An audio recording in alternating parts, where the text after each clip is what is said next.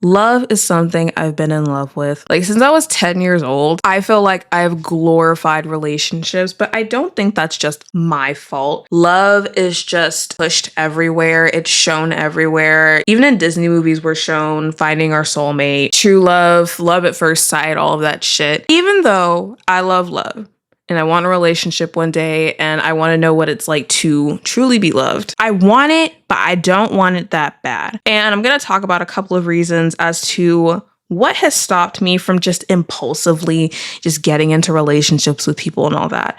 First thing is hookup culture. I am not into hookup culture. First of all, I mean, is hooking up only sex, or do people consider it? Well, I feel like if it's just romantic stuff, I feel like that could be considered a situationship. But if we're talking about hooking up as in sex, hell fucking no. I'm very strict about how I go about sex.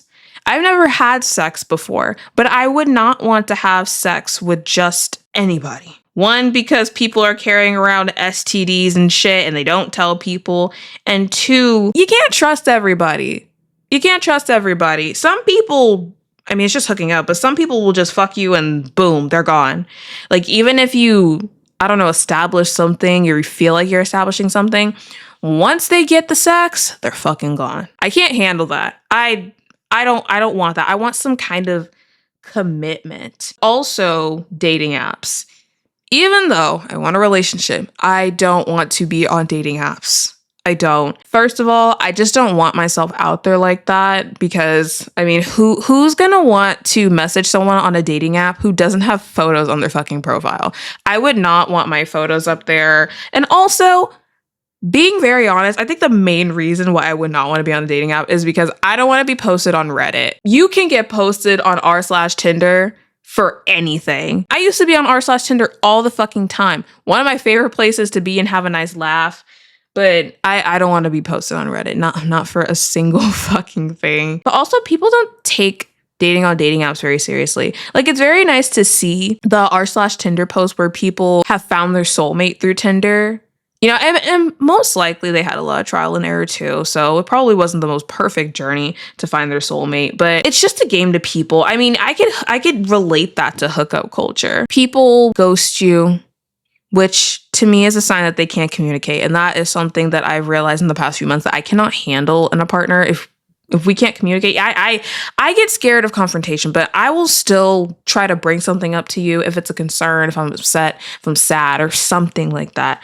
People can't communicate. They can't even tell you, hey, I'm not interested anymore. Goodbye. That's all you really have to say. You know, and you could argue that those people don't really owe you an explanation because y'all don't really know each other. But still, it's like when my friends have told me that they've been ghosted and they feel a kind of way about it. I'm like, I would totally understand how you're feeling. But them ghosting you tells you that you dodged a bullet, honestly. When it comes to dating apps, it's a speed run. You rarely meet people who want to go through a talking stage for a couple of months. You don't really know someone until you've known them for a couple of years, in my opinion. I can't flirt with people for like 3 weeks and then determine like if we're going to get into a relationship or not. I can't do that. And in my video where I talk about maybe I'm meant for a friends to lovers arc over a strangers to lovers arc, like I literally talk about how it's better if I know you well before I get into a relationship with you. If I can't at least have that talking stage for a good couple of months to learn enough about you to make a proper decision, then I can't do it. And a lot of people try to rush things. A lot of people, there's people out there who love bomb, and I've been through that. For example, one of my best friends, she recently got into a relationship, and I'm pretty sure she was in the talking stage for a while. And I was very happy for her that she found someone that she was able to choose and she really loves and who loves her. But I was a little jealous. I'm like, how did you find someone who was willing to want to get to know you like that? Because I feel like that's just so rare nowadays. Situationships. When I found out what the term situationship was, like when that first became a trending term, I was like, I feel like I've been in a couple of situationships. Maybe. I feel like I've only been in one situationship, but I feel like it wasn't the farthest extent of what a situationship could be. There was no sex involved, and I was in high school, but there was flirting and all those kinds of things, but there was no label on any kind of relationship. And if I'm being honest, it was mostly on my end. And I was in high school. I was a fucking dumbass. It was a whole fucking confusing experience. Like, situationships really are just a lack of communication and boundaries. And the tricky thing about situationships too is that if you are flirting with somebody or having all the benefits of a relationship and there's no label on it, you're not boyfriend or girlfriend or boyfriend and boyfriend, girlfriend and girlfriend, whatever the fuck you are. You're not official. But if someone catches feelings for somebody, then that's where things get messy, right? Like a situationship is fine, I guess, until somebody falls in love with somebody else.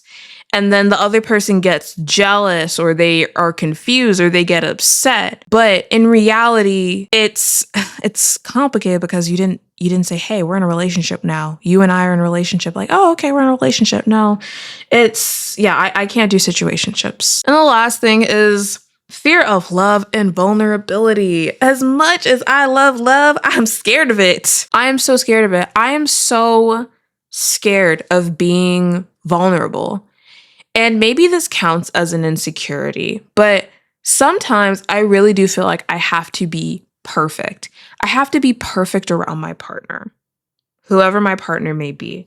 And I know that that's not true. I know someone who truly loves me. For me, they wouldn't require me to be a certain way around them. They would want me to be myself because that's what they fell in love with. But it's just so hard because I'm an overthinker. I'm always thinking about what others are thinking. I overthink. I overthink what other people think about me. That sounds like a fucking tongue twister. But yeah, I'm just, part of me scared to be vulnerable with somebody. But I know if I found someone who I was just genuinely comfortable around, or they made me feel safe, or they didn't make me feel judged, then I probably wouldn't have much of a problem being vulnerable. I would be able to gradually relax. As much as I love love and as much as a horny bitch as I am, I'm not desperate.